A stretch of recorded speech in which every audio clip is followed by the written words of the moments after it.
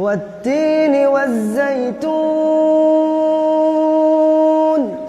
وطور سينين وهذا البلد الأمين لقد خلقنا الإنسان في أحسن تقويم ثم رددناه أسفل سافلين إلا الذين آمنوا وعملوا الصالحات فلهم أجر غير ممنون فما يكذبك بعد بالدين